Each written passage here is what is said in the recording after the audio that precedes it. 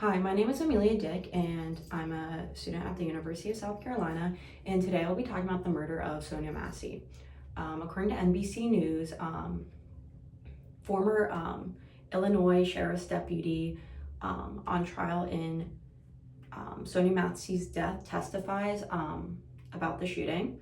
This article is by Selena Guevara and Minvon Burke. It talks about all the background of the case. It says she is a 36-year-old Black woman who was killed in her own home by a police officer. So it all starts off with she calls the police because she thinks there's an intruder in her house, and the police show up. They knock at her door, and she's at first scared. She's like, please don't hurt me. And they're like, we're just the police, we're here to follow up about your 911 call. I think they check the property, they don't see anything, and then the one cop, Sean Grayson, he notices she has a pot of boiling water, which for some reason he kind of sees as like a threat or something that shouldn't be going on. So he tells her to turn it off, and she complies. She turns it off and I think moves the pot. Now she's doing so, he tells her to step away from the pot, even though he told her to turn it off. So when he does that, I'm not sure if it was a joke or whatever, but she says, I rebuke you in the name of Jesus 2 times, and he takes that as an immediate threat. He pulls out his weapon on her, and of course her first reaction, puts her hands up in the air, says please don't shoot me, ducks down, and he still has his gun out on her, even though she's obviously not trying to hurt him.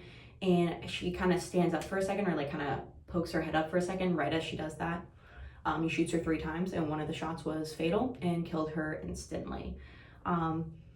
Obviously, this was racially motivated. I mean, she did nothing wrong, and she was the one who was calling them for help, and she ended up getting killed in her own home, which makes absolutely no sense. Also, there are alternatives to just shooting someone. Cops have tasers. You could also have said something before just pulling out a gun. I mean, and also if he tased her, at least she would have been alive. I don't even agree with him tasing her, but that's the difference. It could have been between life and death. There was no reason to kill her, obviously, but it was obviously racial discrimination. He had no reason to do that, and he actually did end up going to trial. He pled not guilty in reasons of self-defense, but he was convicted and found guilty and of, I think, 2nd-degree murder. So the good thing was he was convicted, and the family and Sonia did get justice, but I don't think justice is enough in this case.